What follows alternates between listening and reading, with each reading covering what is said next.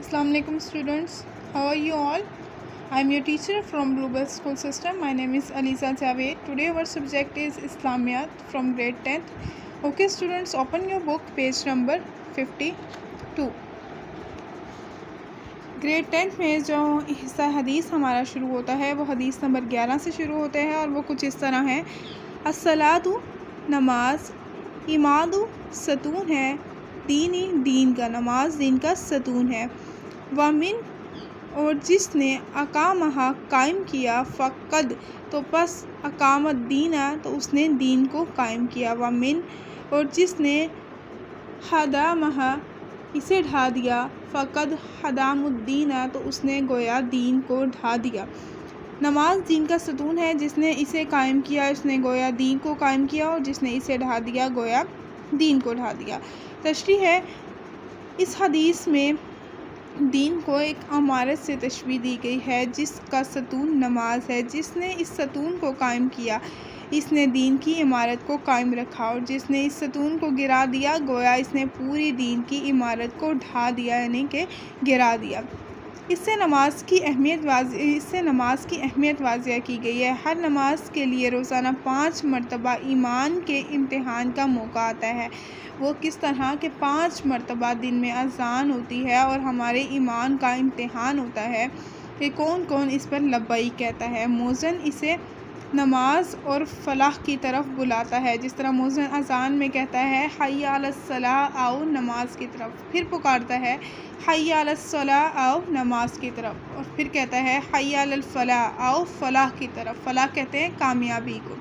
फिर पुकारता है हय्या अलल फलाह, आओ कामयाबी की तरफ, यानी फ़लाह की तरफ। अगर वो इस पुकार पर लब्बैक कहता है तो गोया वो अपने ईमान की सदाकत की गवाही देता है। इसके अलावा वो नमाज ही वो अमल है जिसके ज़रिए इसका अल्लाह से ताल्लुक़ और राब्ता कायम रहता है, और तुर्क नमाज से कमज़ोर हो जाता है। नमाज ही एक वाहिद ज़रिया है जिससे हम अल्लाह ताला के करीब हो सकते हैं।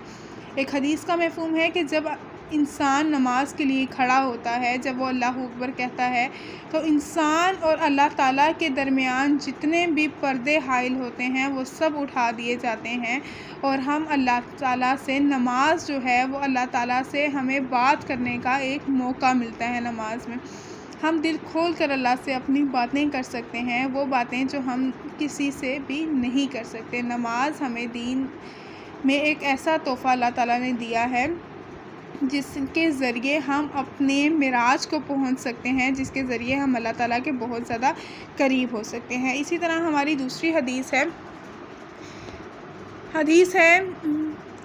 इस कुल्तु लिसाहिबिका यौम जुम्अन सीतु वल इकामु यख्तुबु फ़क़द लगुदा। जब तुमने जुम्मे के दिन अपने साथी से ये कहा खामोश हो जाओ जबकि इमाम खुतबा दे रहा है, तुमने फजूल बात की। इल्म का पहला अदब यह है कि इल्म की बात को खामोशी और तवज्जो से सुना जाए। वाइज़ और नसीहत से फ़ायदा उठाने के लिए ज़रूरी है कि सबसे पहले इसे तवज्जो से सुना जाए। अगर कोई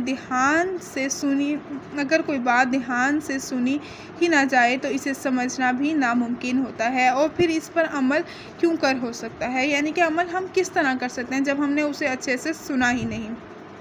चुनांचा ताकीद फरमाई गई कि जुम्मे का खुतबा जो कि इस्लामी तालीमात के बारे में रहनुमाई का ज़रिया है, इसे खामोशी और तवज्जो से सुना जाए। इस हदीस में एक इशारा है कि जुम्मे के खुतबे के दौरान ये भी रवा नहीं, यानी कि ये भी नहीं कर सकते कि इस दौरान अगर कोई शख्स बोल रहा हो तो इसे मना किया जाए, क्योंकि इससे भी लोगों की तवज्जो दूसरी तरफ मुंतकिल हो सकती है और इसे सुनने वाले का अमल भी मुतासिर हो सकता है। यानी कि इमाम खुतबा दे रहा है और लोग साथ बैठे हुए हैं और 2 शख्स आपस में बातें कर रहे हैं, और तीसरा उन्हें चुप करवाने के लिए कहे कि भाई चुप कर जाओ और इस बात को ध्यान से सुनो, तो वो जब तीसरा बोलेगा तो तीसरे के साथ वाला बैठा आगे वाला या पीछे वाला बैठने वाला भी डिस्टर्ब होगा, उसकी बात सुनने में भी खलल आएगा। तो हमें ये भी नहीं रवा कि हम उसको रोक सकें। अल्लाह ताला हमें इस चीज़ से भी मना फरमा रहे हैं کہ سامنے والے آگے پیچھے والوں کو تم بات کرنے سے بھی نہیں روک سکتے، کیونکہ اگر جو تمہارے ساتھ بیٹھے ہیں ان کی بات سننے میں بھی خلل ہوگا۔ تو علم کی بات بہت توجہ سے غور سے سننی چاہیے۔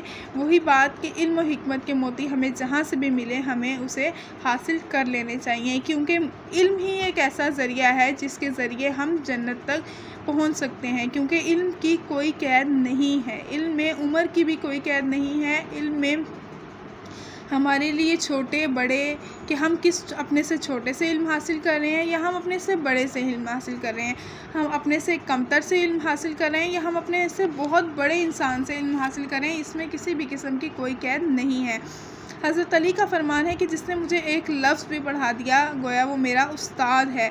تو اسی طرح ہر بات کو غور سے سنیں، وہ جمعے کا خطبہ ہو، وہ اساتذہ کے دیے ہوئے تعلیمی لیکچرز ہوں یا وہ آپ کے بڑوں کی کوئی بات ہو، ان سب کو خاموشی سے اور توجہ سے سنیں۔ جب تک ہم اسے توجہ سے اور خاموشی سے نہیں سنیں گے، ان کی بات پر دھیان نہیں کریں گے، تب تک ہم اس پر عمل نہیں کر سکتے۔ اللہ تعالیٰ مجھے اور آپ کو اس پر عمل کرنے کی توفیق عطا فرمائے، آمین۔